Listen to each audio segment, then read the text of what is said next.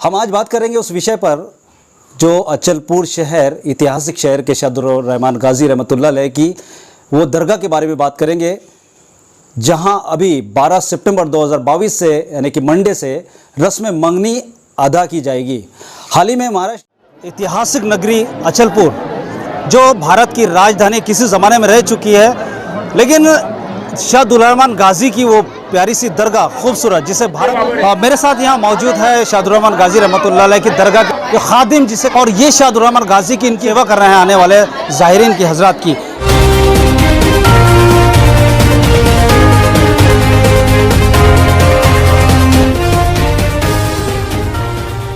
रस्म मंगनी जो है ये बहुत बड़े पैमाने पर है।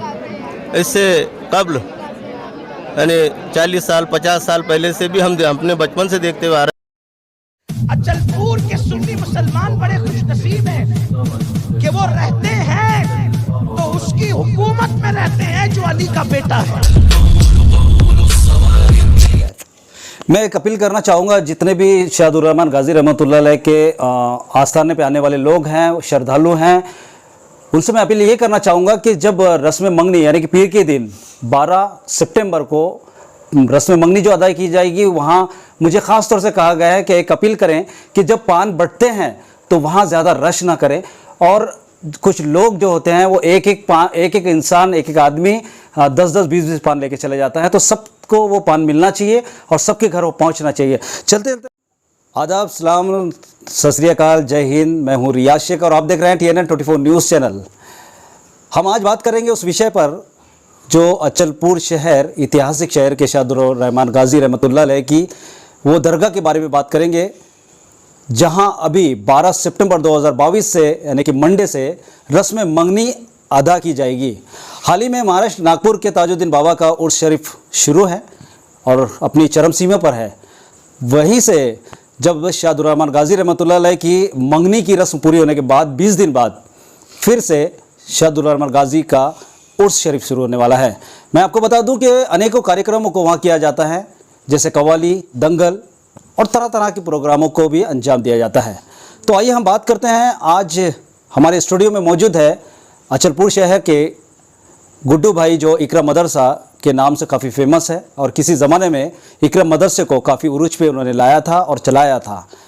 हम बात करेंगे शाहदुर रहमान गाजी रहमतुल्लाह अलैह की वो दास्तान पर, और जो प्रोग्रामों को आगे अंजाम देना है उसी की हम बात करेंगे। तो मैं आपको याद दिला दूं कि ऐतिहासिक शहर अचलपुर और शाहदुर रहमान गाजी की दरगाह, जहां 12 सितंबर 2022 से यानी कि मंडे से पीर के दिन से रस्म मंगनी शुरू होगी, असर के बाद में वो प्रोग्राम रहेगा। तो आइए गुड्डू भाई, आपका TNN में बहुत बहुत स्वागत है।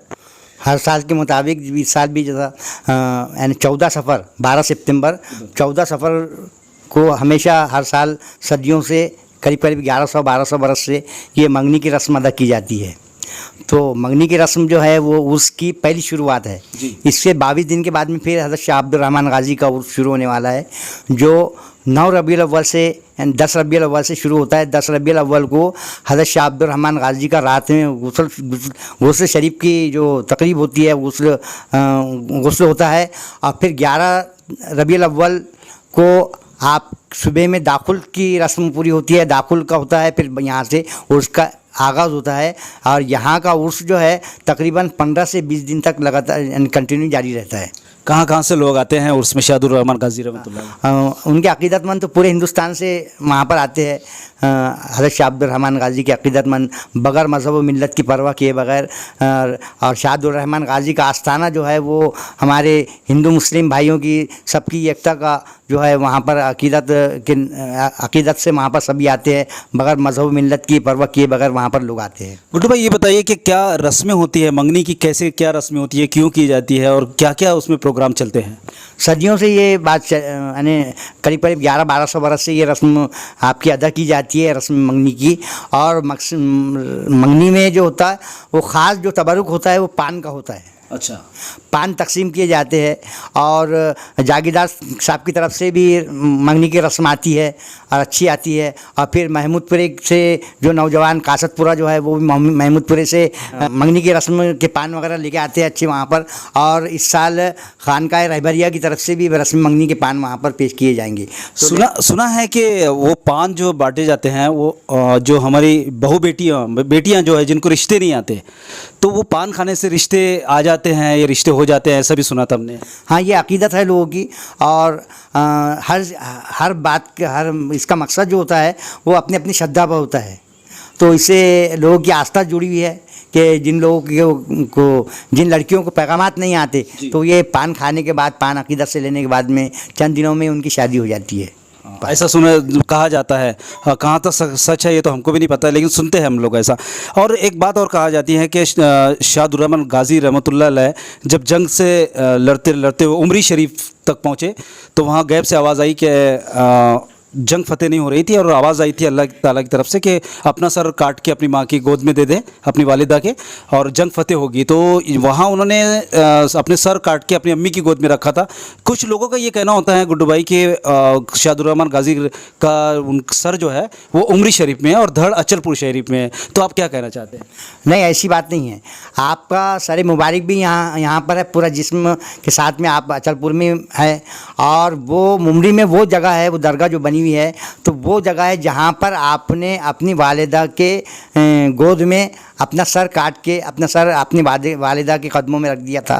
वो जगह है और वो वहाँ पर दरगाह बनाई गई। वहाँ पर आपके जैसा खून के जो कतरात जो है वो वहाँ पर गिरे थे और सर मुबारक आपका यहीं पर लाया गया था।